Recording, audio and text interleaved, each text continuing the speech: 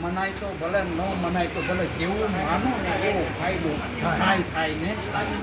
હું માનું અંદર જે બેઠો ને એ ચેતન પુરુષ છે, અને ચેતનનો આંધો આમ હળંગ છે. આ તો જેવો ભાવ કરે ને એ પરિણામ આપી પછી વિરામ પામે. અરે અરે અનાયાસે અમે તો હતા, અમારે એવો ભાવ હતો ઓમ કરવી મહેશ મહારાજ. પણ જો આ સાબિતી થઈ એટલે આ જેવો, અને સંતો સદગુરુ પરમાત્મા એ કે તું ખોટો ભાવ કરે ને જો હું હાસો ન કરું તો સદગુરુ ન કહેવાય. અરે પોતાનું હાસું સંતો કરે. તો એવા નટુ મહારાજ સાહેબ પધાર્યા છે, આપણને એટલે કે મોજ પડે એવી થોડી વાતો કરશે. બોલો સદગુરુ મહારાજ, નટુદાસ મહારાજ, બોલો સદગુરુ મહારાજ.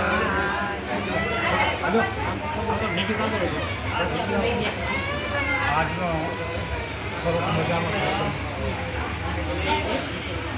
જે ગુરુ પૂર્ણિમા જયસિંહ મહારાજના સાનિધ્યની અંદર મોટા અત્યારે ઉજવાઈ રહ્યો. બહુ સારું. એ બે શબ્દોની અંદર મારે તો 7 વાગ્યાથી 2 વાગ્યા સુધીની બેઠક હતી. પછી અમારે વલ્લભભાઈને અહીંયા આવવાનું છે, એટલે જયસિંહ મહારાજને અહીંયા પણ આવવાનું શું છે ઘડી બે ઘડી. અને 2 શબ્દોમાં બધા જે કોઈ સાંભળી શકે આપણે એટલું કહેવાનું છે કે ખરેખર સદગુરુ આપણને નામનો ઉપદેશ આપે છે.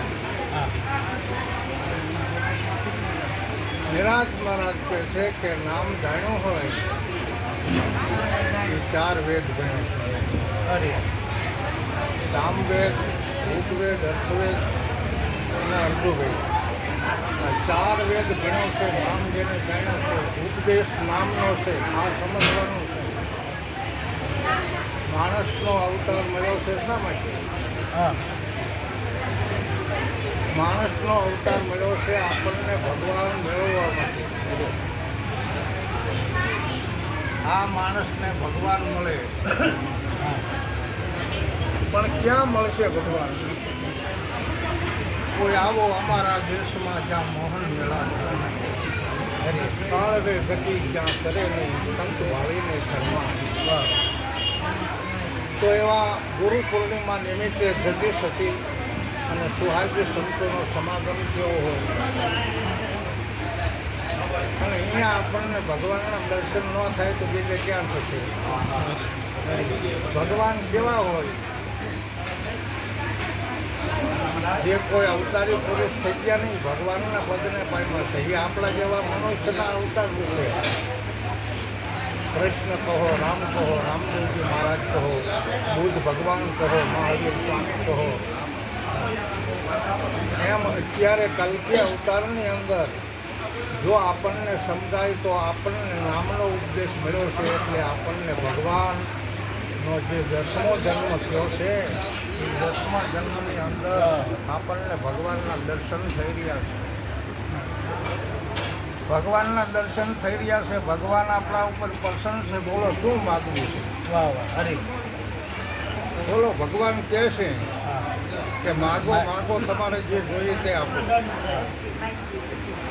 પરંતુ આપણે સમજવાનું છે જ્ઞાન ઉપદેશની અંદર કે હોનું ચાંદું થાવર જંગમ મિલકત આ તો બધું આપણે કંઈ લઈને આવ્યા નથી અને આ કંઈ મેળવવાથી આપણી હારે આવવાનું નથી.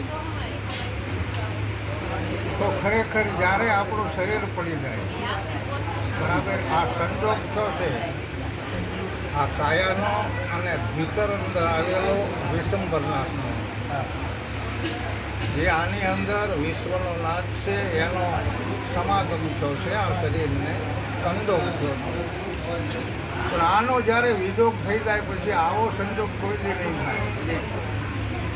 તો આ સંજોગે આપણે હરિ એટલે ભગવાનને મેળવવાના છે. અને ભગવાન મળી ગયા છે તો આપણે ભગવાનનું રૂપ કેવું જોવાનું છે? બરાબર. ભગવાનનું સ્વરૂપ આપણે જોવાનું છે કે અરૂપ છે, પણ રૂપ અનુપમદર્શી હોય એ દેખે. આ પાસે છે પણ પીસી શકે નહીં એવો અગમ અલેખે.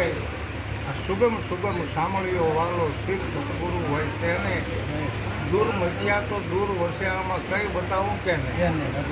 કારણ કે જેની મતિ નથી, જેની ગતિ નથી, એને આ ભગવાનની પ્રાપ્તિ થતી નથી.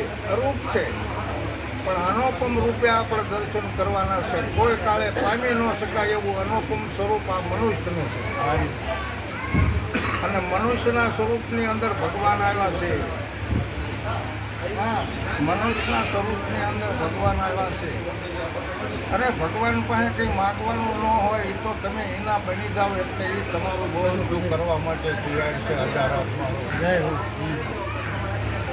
એક સંતનો એવો અનુભવ છે કે અત્યારે હાલમાં મનુષ્ય અવતારમાં નિજ નામનો ઉપદેશ લીધા પછી જો આપણે ગુરુ ના બની જવી તો ઓલો હજારાસવાળો આપણો બનવા તૈયાર છે. અને તમે જે કહો ને એ તમારું કામ કરવા તૈયાર છે. નિરાંત મહારાજ કહે છે કે રામ નામ હૃદયમાં રાખો એટલે જ્ઞાન. રામ નામ હૃદયમાં રાખો સદગુરુ જેના સાથી. નિરાંત નામ નિરખો દિલ અંદર પરાપારને દાખી. જે પરાની પાર વસેલો જો આપણા ભીતરની અંદર અને આપણા ગુરુના ભીતરની અંદર આવી અને આપણને જ્ઞાન બતાવી અને જ્ઞાન સંભળાવી અને આપણને નીતિનો ઉપદેશ કર્યો હોય પછી બીજો ઉપદેશ આપણો બીજે ક્યાં લેવા જાવ. અરે તમે કોઈ સોનાની મૂર્તિ હોય, અરસની મૂર્તિ હોય, ચાંદીની મૂર્તિ હોય, એની પાસે માગણી દઈને કરો તો તમને જ્ઞાન કેવી રીતે આપશે? ઠીક છે, દર્શન કરવા લાયક છે, ના નથી. હું પોતે સાધુ છું, બરાબર, હું પોતે પૂજા કરતો હોઉં છું. પરંતુ પથ્થરની મૂર્તિ હોય, સોનાની મૂર્તિ હોય, ચાંદીની મૂર્તિ હોય એ તો બનાવેલી છે માણસે.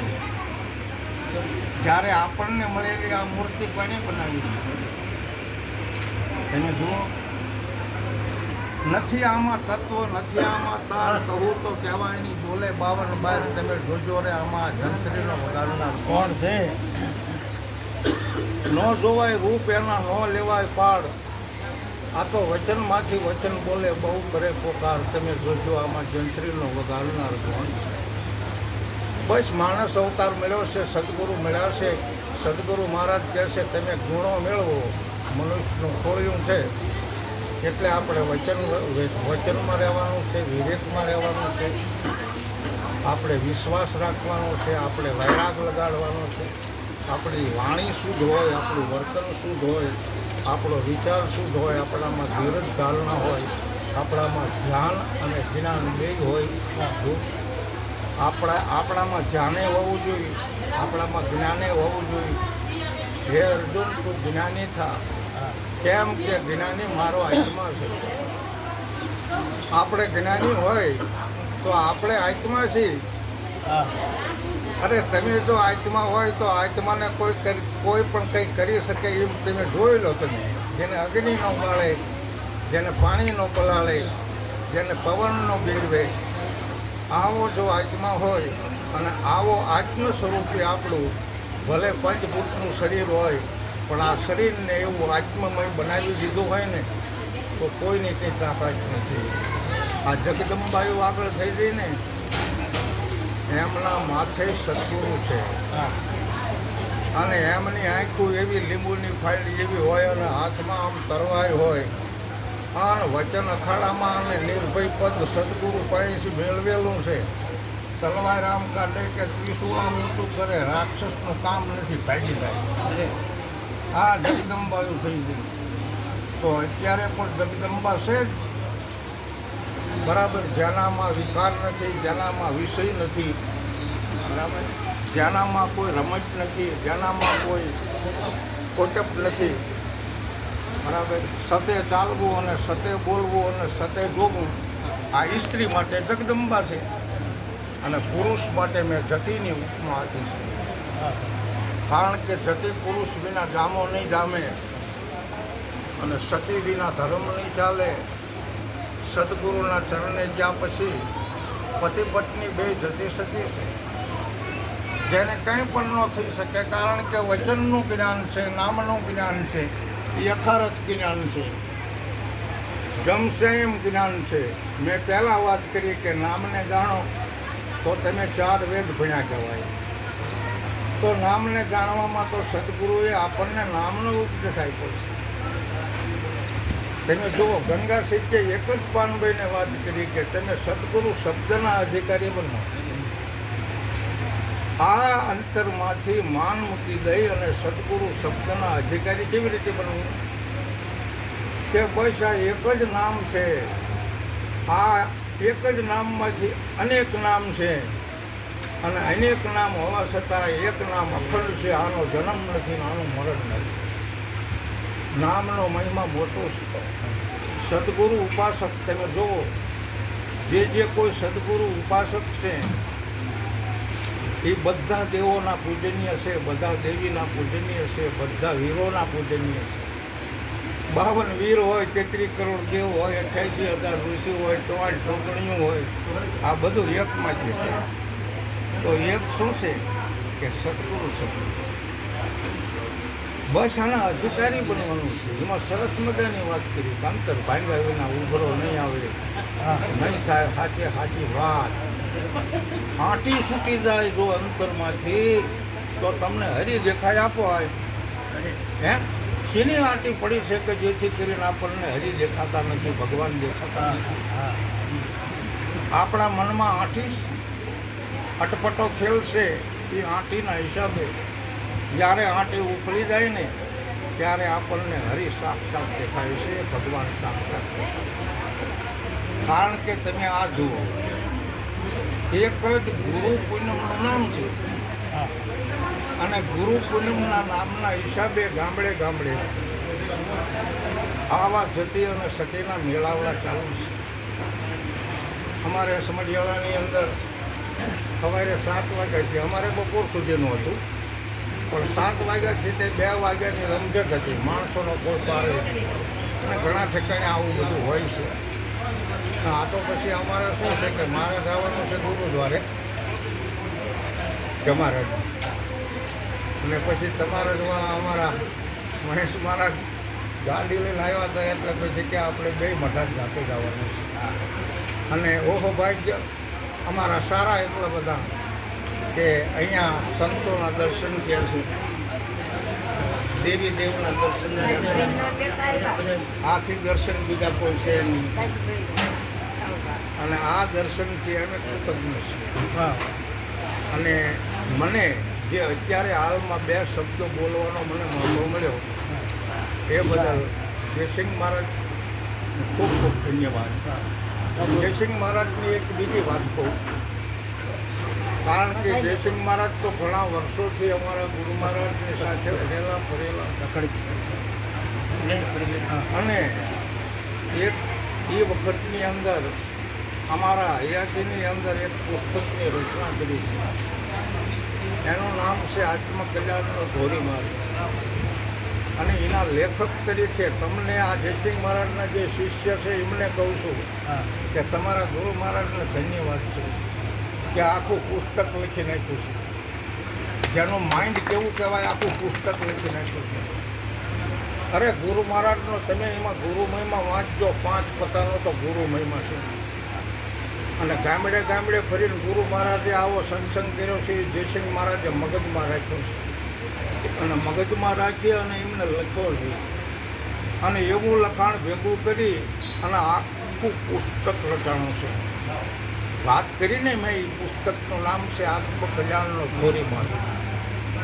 જો આનું કલ્યાણ કરવું હોય, આવ્યો છે એટલે, તો એ ધોરીમાર્ગના પુસ્તકની અંદર તમે જ્ઞાન વાંચી દો. બરાબર, એમાં બધા સંતોની વાણી છે. મારો એ વખતે અનુભવ, મને અધિકાર નહીં મળેલો, પણ એમ છતાં મેં 5 વાણી આપી જયસિંહ મહારાજની, અને મારી 5 વાણી એની અંદર લખાણ છે. એ 5 વાણી અત્યારે ઘણા બધા સંતો બોલી રહ્યા છે. એમ તમે પણ કોઈ એવા શબ્દો તમારી પાસે સદગુરુની દયાથી આવશે અને ગમે ત્યારે એવું કોઈ પુસ્તક બહાર પડે તો તમારી વાણી પણ એમાં લેવામાં આવે અને એ રચના અખંડ રહી જાય. એટલે જરૂર છે એમાં ઘણી બધી બહેનોની વાણી છે. બરાબર. અમારે સોમલપુરની અંદર કાંતાબેનની વાણી એમાં છે. બરાબર. અહીંયા મઢાડના ઘણા બધા સંતો જતી સતીની વાણી છે. અરે તમે જુઓ ને તો એ વખતે જે આવો ને આવો માહોલ છે, જોકે આવો જ માહોલ હતો અને અત્યારે પણ આવો જ માહોલ છે, એ બદલ ખૂબ ખૂબ ધન્યવાદ છે. અને આજથી અને અત્યારથી આપણે એવા સમજણના ઘરની અંદર જઈએ.